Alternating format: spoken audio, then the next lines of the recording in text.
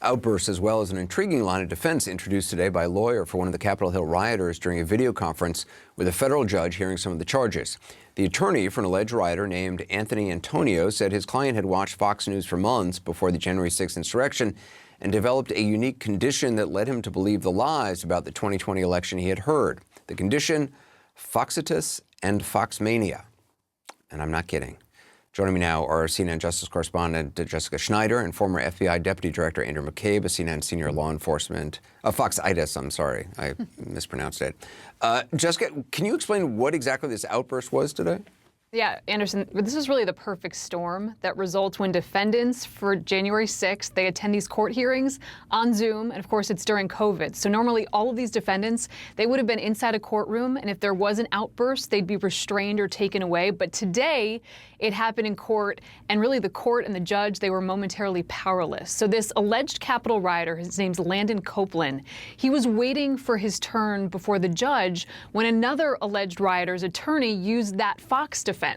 So that was Anthony Antonio's attorney, but Copeland was waiting and he shouted out, "I object." And then he lashed out, he ranted and raved at the attorney who used the Fox defense, who criticized former President Trump.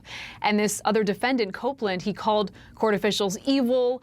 And, you know, now that the defendant who had been released, he was shouting this stuff out, he is now under court order for a mental evaluation. So it was really just a terrible situation in a courtroom, all held over Zoom, Anderson.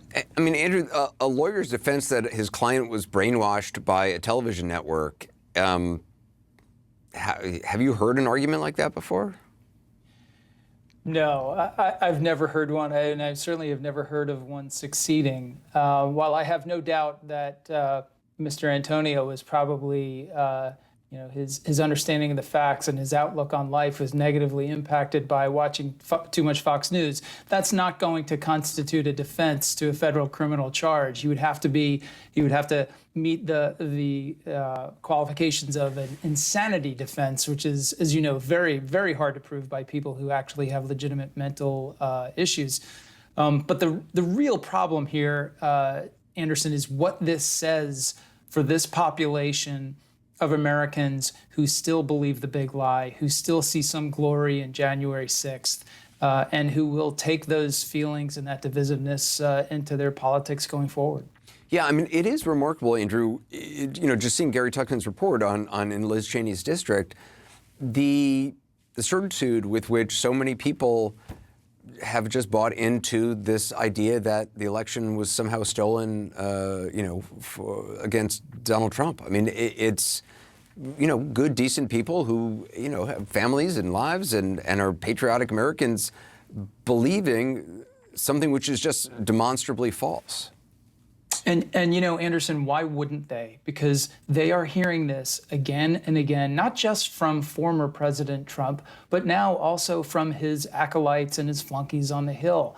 You have the leadership of the House Republican caucus just daily talking about re-emphasizing the big lie. You have, you see it in this effort to remove Congresswoman Cheney from her position of leadership in the Republican caucus and replace her with Elise Stefanik, who recently has embraced the lie herself and has said as much on radio shows just today. So they are getting this confirmation of their falsehood, of this lie, from the absolute highest levels of their party, and it is that party loyalty they treasure over anything. It's really, really damaging to the fabric of our democracy. Jessica, as we mentioned, this lawyer, what was since I read it wrong, it was Foxitis and what? I think that's what he was trying to say, Anderson. Foxitis, Foxmania, new terms for sure. This was the lawyer for Anthony Antonio, and, his hearing was ongoing when the other guy came in with the outburst. But part of what prompted the outburst was Antonio's attorney really saying his client had watched Fox News for 6 months straight before January 6th, that he believed these lies about the 2020 election, that this attorney said were fed to him by Fox News and the former president. So, they are using this Fox defense. It's unclear exactly how this played out in court, if the judge may have bought it, because there was that subsequent outburst that sort of derailed the whole court hearing here. But it was something that this defendant's attorney at least tried. Let's talk about this with CNN legal and national security analyst Carrie Cordero. Carrie, this is one of the more creative defenses that we have heard, that he was effectively brainwashed by watching TV. What do you think? Good morning, Brianna. So this is something that his defense attorney is certainly entitled to argue, but it is not going to be a persuasive defense to the conduct that is being alleged. I mean, let's talk about the actual investigator's affidavit that's filed in this case. What it alleges the defendant did on January 6th includes a wide range of charges: unauthorized entry into the Capitol complex, disorderly conduct, physical violence. I'm looking at my notes because I wrote down a few of the charges: physical violence on the grounds, obstructing a proceeding.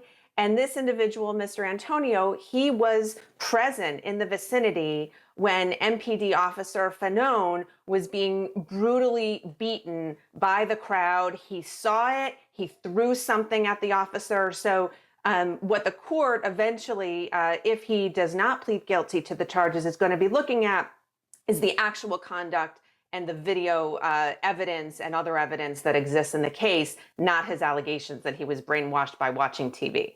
You know, it's almost kind of laughable, I think, a defense like this. But at the same time, and maybe this is where you can kind of put your national security hat on, just talking about radicalization, you have these somewhat dedicated silos of information. We see that with Fox viewers. This is what the defendant in this case is alleging. Is Fox responsible for, feeding these lies to folks? Well, it'll be interesting to see sort of as these all progress, there'll be a different track between the criminal prosecutions that are going on right now and whether or not there are civil cases that get filed against Fox in the future for inspiring this conduct. But, you mentioned the national security angle. And I think one of the things, Brianna, that's been so interesting for researchers and experts who follow terrorism of the last couple decades is that what we used to see when it was Al-Qaeda inspired or ISIS inspired online radicalization.